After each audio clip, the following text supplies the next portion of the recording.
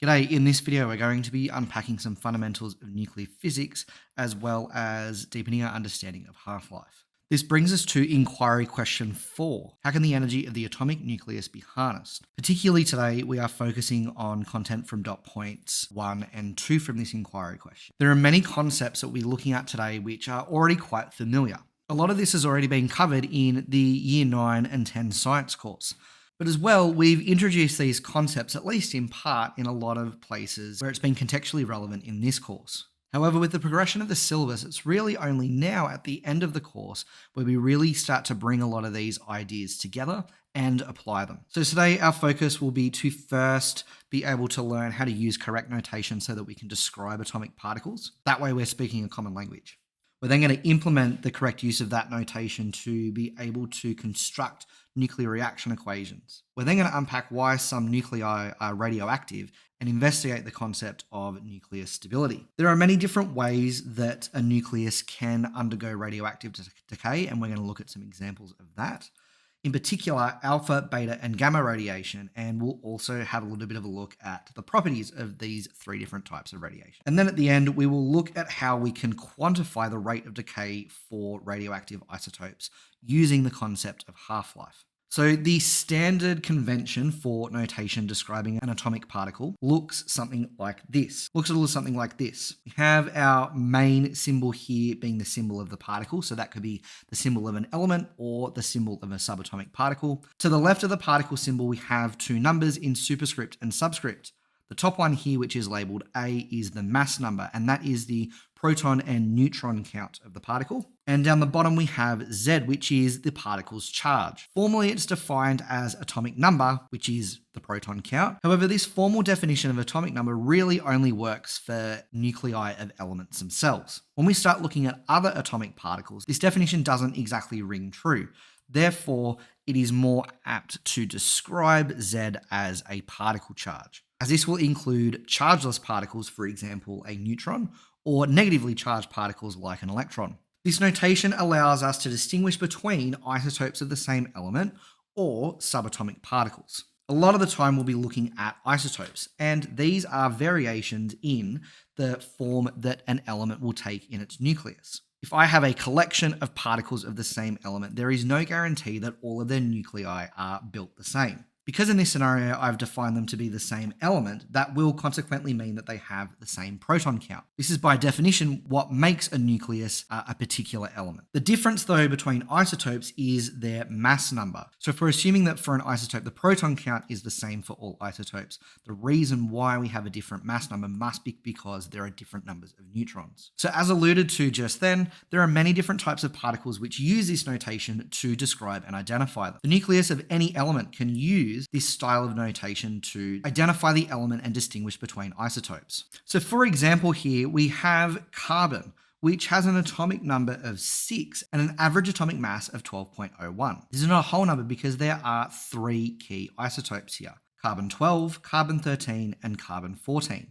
Each have 6 protons, thus making each nuclei carbon. However, carbon-12, 13, and 14 have 6 neutrons, 7 neutrons, and 8 neutrons, respectively. Carbon-12 is by far the most abundant. Most carbon nuclei have 6 neutrons.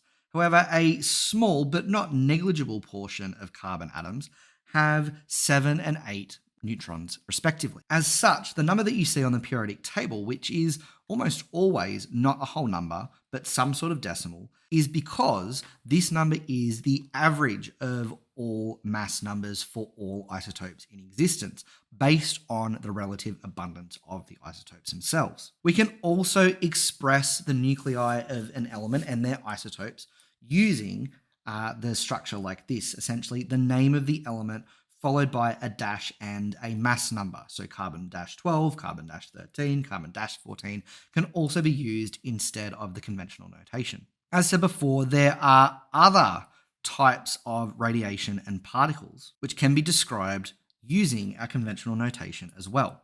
An alpha particle is composed of 2 protons but has a mass number of 4. This is equivalent to the most abundant helium nuclei. Therefore, we can express an alpha particle with either the alpha symbol or the elemental symbol for helium. Beta minus particles are essentially electrons. So we can either use that beta symbol or the E symbol for an electron, but in both cases, their mass number is 0 because the mass of an electron compared to a proton or neutron is significantly lower. And we've given a number for Z down the bottom of -1. This is because the charge of an electron is negative. Gamma radiation is another common type of radiation. Technically, we can call it a particle because it is a photon. However, it is chargeless and massless. So for gamma radiation, we use the symbol gamma, and sometimes you'll find that the notation denotes that there is no mass and charge. However, you may see some expressions of gamma radiation just being written down as gamma without the zeros.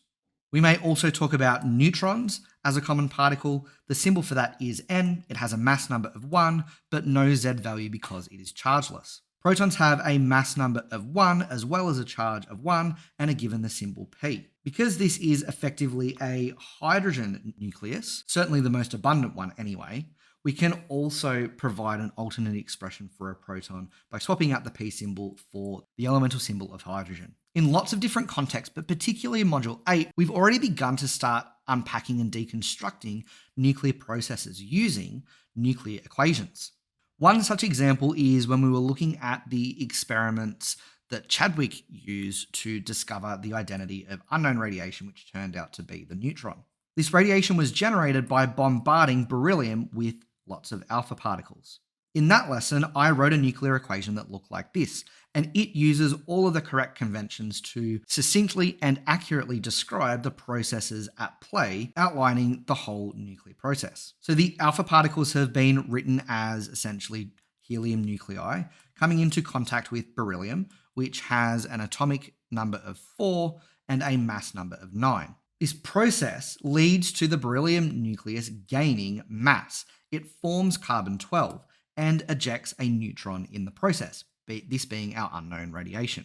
We should note here that the structure of this process has been outlined in a way that's very similar to a chemical reaction equation. We add up all of the reactants and we add up all the protons at the other end, and there is an arrow in between separating the starting reactants and the resulting products. Similarly, for an equation like this, like a chemical reaction, we also need to show that mass is being conserved. In future videos, we'll actually express the idea that mass itself is not being conserved, but what certainly is nucleon count, the details of which will be a focus of next video. For the moment though, we do want to make sure that our proton and neutron count is balanced on both sides of our equation. So on the reactant side, we have 4 nucleons plus 9 nucleons making 13. And on our product side, we have 12 nucleons and 1 nucleon adding up to 13 as well. What that means is in the process that we've written, we've been able to account for all of the nuclear particles at the beginning and at the end. Similarly, we need to account for charge as well.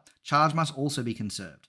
There are 2 plus 4 protons at the beginning and 6 plus 0 at the end, both totaling to 6 protons, meaning again that charge has been conserved as well. A large focus today is going to be reflecting on the idea that not all isotopes are made equally and many are quite unstable. For example, with our 3 carbon isotopes, carbon-12 is considered to be stable while carbon-13 and 14 are not. This explains why most carbons are carbon-12 in the first place. But what makes a nucleus stable or unstable in the first place? It all has to do with the balancing of forces which either hold the nucleus together or destabilizes it and makes it split apart. Here there are 3 forces at play. There are electrostatic forces, which I'm going to start referring to as Coulomb forces. Within the nucleus, this is going to have an impact on protons. It's a long-range force and it has a fairly large strength, particularly when you have lots of protons in one space all repelling each other. Because we are talking about forces between like charges, we consider again that these forces are repulsive. In our graph here, the blue dotted line represents forces experienced between protons. And you'll notice that at all parts of the graph, no matter how far apart the protons are, the protons experience a repulsive force. It's strongest when they are closer and peters out over distance. We should note here on the x-axis that these distances are measured in femtometers. This is equivalent to 10 to the negative 15 meters. And this is the general range of distances that nuclear particles occupy and is essentially the spacing between them. I also want to note here that the repulsive force between protons flatlines relatively speaking after we've cleared this threshold of about 0.8 femtometers or so. Consequently, what this means is the repulsive force between protons is not just between protons that are directly next to each other, but also other neighboring protons that aren't bumping up into each other as well. As such, nuclei with more protons in them will mean that the protons experience a larger electrostatic or Coulomb force as we add up all of the repulsive forces together. There is also another force at play here called the strong nuclear force. It's likely not a force that you've heard much about, or at the very least, not know very much about. We'll probably unpack this a little bit more in class, but the fundamental thing that we need to know and understand is that the strong nuclear force impacts protons and neutrons. It has quite a short range, but is extremely strong. Now, the strong nuclear force is really interesting. When particles get really close to each other, the strong nuclear force causes repulsion. But there is a band of distances where there's actually a really strong attractive force between nucleons, whether they're protons or neutrons. As such, this force means that protons will attract to protons and neutrons will attract to neutrons. But in this band, which we usually define as somewhere approximately between 1 and 1.5 femtometers, it's this area again where there is a strong attractive force. If they get closer, we end up having a strong repulsive force instead. And if they get too far apart, the attractive force diminishes quite quickly and approaches zero. It should also be noted here that, as stated earlier, the strong nuclear force is experienced between protons and neutrons. So whether you've got a proton and a proton next to each other, a proton and a neutron next to each other, or two neutrons next to each other, they all feel and experience these attractive strong nuclear forces.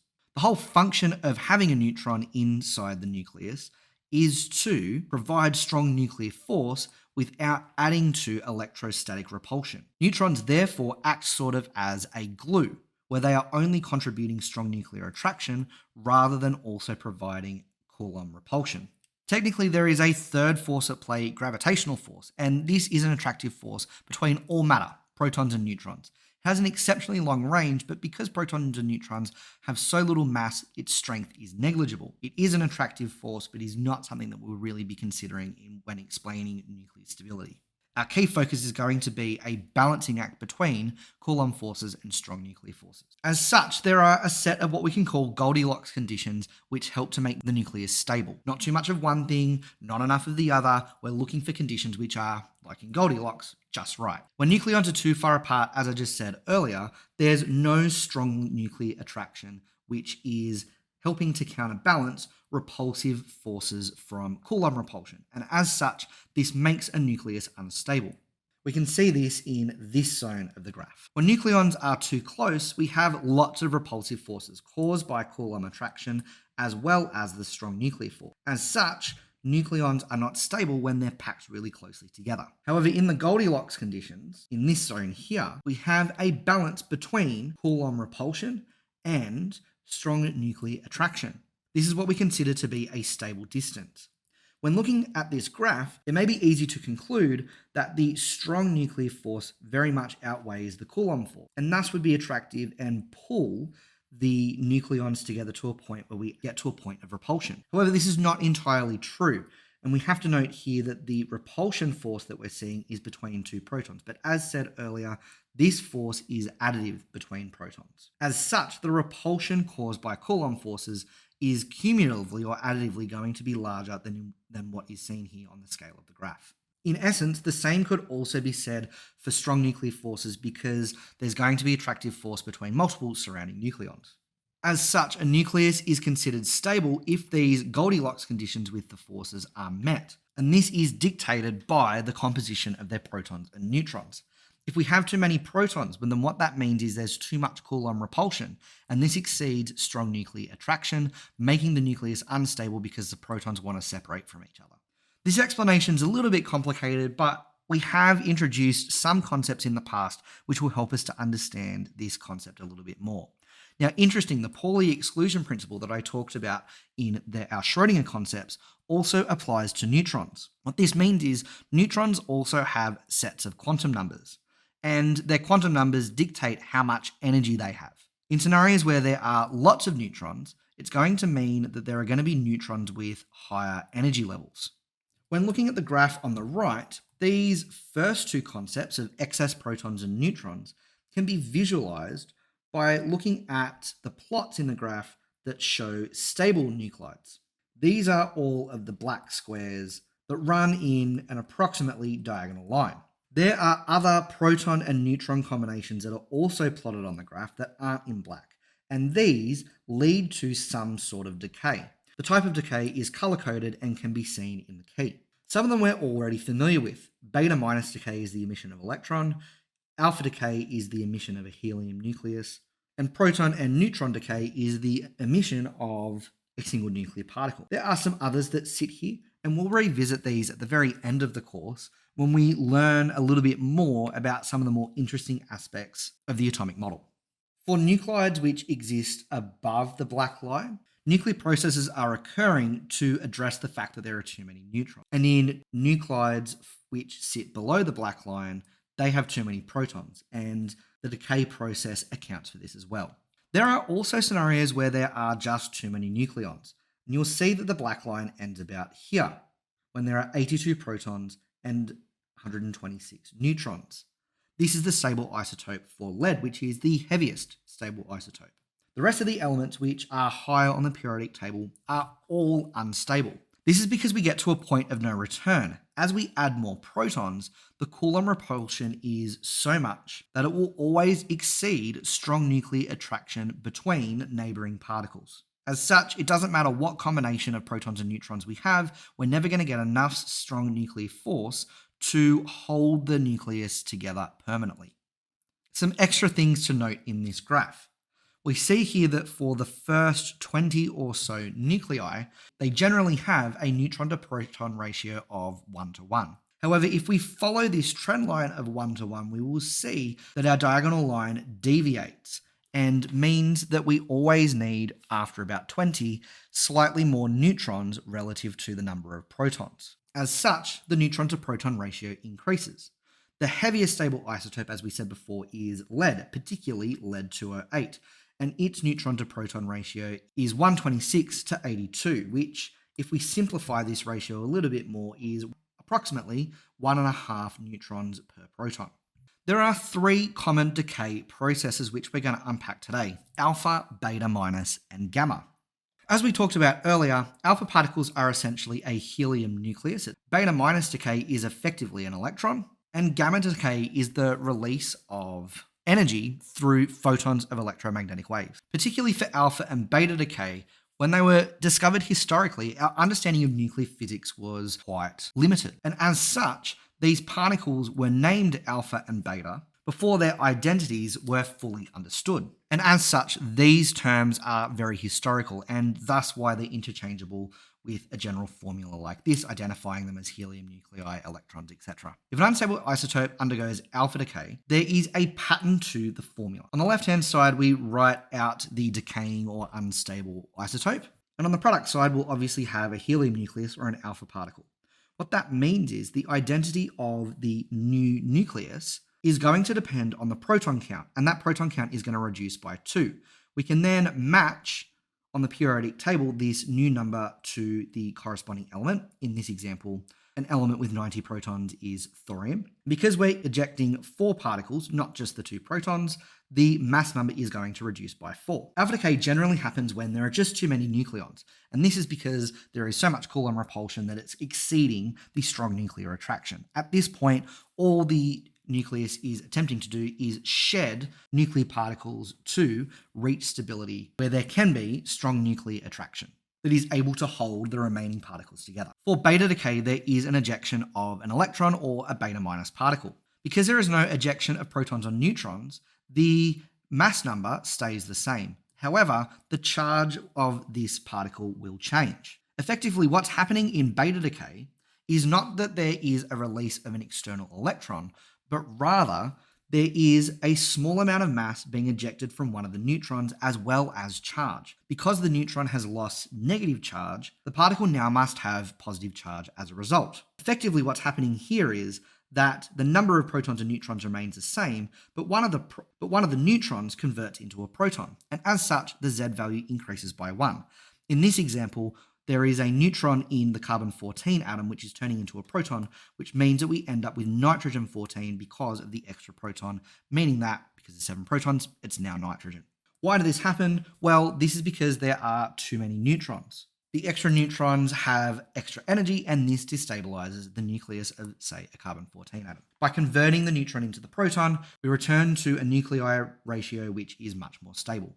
There are some processes as well which involve the release of gamma radiation. Because gamma particles are massless and chargeless, the atomic number and the mass number of the product is no different from the original substance. However, this does occur when the original substance has lots and lots of extra energy. We say that these nucleons are in excited states. While not exactly the same, this is similar to concepts that we looked at with the Bohr model of the atom, when electrons were absorbing energy and then releasing energy as they went from their excited state to a more stable and steady state. Essentially, the same thing is happening here. These particles within excited state may return to a more stable and steady state, and as such, have to emit energy in the process. This excess energy is the gamma radiation. Something else that our syllabus asks for is for us to unpack the properties of these common radiation types. So let's get into that now. As alluded to before, alpha particles are a cluster of 2 protons and 2 neutrons. Beta minus particles are effectively an electron, and gamma radiation is a photon of gamma waves. Because alpha particles have 2 protons, their charge is going to have a magnitude which is double the charge of an electron. However, because electrons are negatively charged and protons are positively charged, I've not multiplied this value by 2, but negative 2 instead. That will give us a positive value. Beta minus particles are just the charge of an electron, and gamma particles and gamma photons have no charge. The mass of an alpha particle is effectively the sum of 2 protons and 2 neutrons. Certainly this is true when we're writing our nuclear reaction equations, where we just count them as whole numbers. If you were to take these values on your datasheet and add them up, we would actually find, however, that this mass is not exactly the same as the mass of an alpha particle. There's actually a mass defect here, which we've touched on at the end of Module 7 and will expand on in our following lesson. The mass of the beta particle is much more simpler. It is simply the mass of an electron, and gamma radiation is massless because it's just electromagnetic photons. Because alpha particles are charged, they will interact with magnetic and electric fields. The magnitude of deflections that they experience will be quite small compared to beta particles, and that's because their mass is significantly larger. We can predict the direction that an alpha particle would be deflected in a magnetic field, assuming that it's moving, by the right-hand rule. Assuming that a beta particle is moving in the same direction as the alpha particle, we could predict this deflection as well by right-hand rule. However, it will be the opposite due to its negative charge. In electric fields, alpha particles, because they're positive, will be attracted to negative charges, and beta minus particles will be attracted to positive charges due to their negative charge. Because alpha particles are so large, they have high ability to ionize, essentially to knock off electrons. Beta particles are smaller, but are still capable of colliding into electrons and dislodging them, causing ionization. Gamma radiation has weak ionizing ability, but it should be noted that they can contribute to the photoelectric effect for, say, something like a metal. For other matter, it is a little bit more difficult. Because alpha particles are so large and likely to collide into something, they have quite low penetrating power. And a common example is that they can be stopped by a sheet of paper. Beta particles, because they have mass but are significantly smaller, have moderate penetrating power and would usually be stopped by aluminium foil. Gamma particles, on the other hand, because they are not made of matter, have quite strong penetrating power and would need something like a thick chunk of lead in order to stop them. This also therefore has an impact for the range through which they can pass air. Alpha particles will dissipate after a few centimeters. Beta particles can travel a few meters before being dissipated, and gamma particles, again because of their high penetrating power, can travel hundreds of meters. Alpha particles are transmitted quite slowly relative to these other types of radiation. We're talking in the scale of hundredths the speed of light. Beta particles have quite a large range and can travel generally anywhere between 0.3 and 0.9 the speed of light, and gamma particles, being electromagnetic radiation, do travel at the speed of light. I always like having a look at this infographic, which summarizes a lot of the information that we've just gone through. It might be worth a read yourself, particularly this bottom part, which I'll let you have a look at in your own time, but summarizes some of the ways which we take advantage of the properties of alpha, beta, gamma particles and use them to our advantage in the real world. This now brings us to our final concept today, which is radioactive decay. At its core, radioactive decay is randomized. We never can predict exactly when an unstable nuclei will decay. However, we can measure the rate at which these particles decay and measure their decay over a set period of time. Thus, we can empirically determine on average when and where particles will decay, or certainly how much will decay. This empirically determined rate of decay is going to be different for every type of isotope, every nuclide. And the timescales that we're working with are significantly different. Some nuclides decay exceptionally quickly in fractions of a second, while others will decay over tens of thousands of years. The key bit here is they all do follow what we call an exponential pattern. The number of atoms which will decay over a set period of time will decrease more and more. This is because once atoms have decayed, they can't participate in the decay process any further, meaning that there is a lower available pool of particles to decay in the future. As such, less particles will decay in the following period of time. This can be described as half-life, and as alluded to earlier, each type of particle will have a different half-life, a period of time that it would take for half of a material to decay away.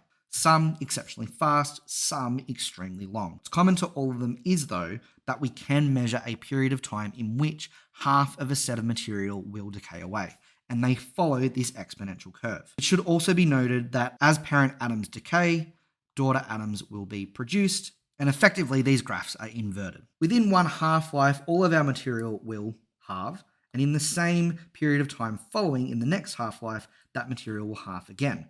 We don't lose half of the original material, but rather we lose half of the remaining material, going from 50% to 25% to 0.125% and so on. So how do we quantify this process? There are two formulae in your data sheet. You've got NT equals N naught multiplied by e to the power of lambda T, and lambda is equal to ln2 on T half. The first formula allows you to predict for the number of particles after a set time period.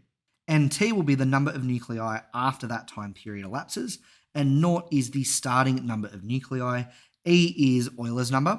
It's this number with a power to it, which gives us our exponential curves. Lambda is what we call a decay constant and represents the rate of decay for your particular material. So what that means is every isotope will have its own decay constant, some being quite large, some being quite small. And T is the time period where we will transition from our starting material to our count of our ending material.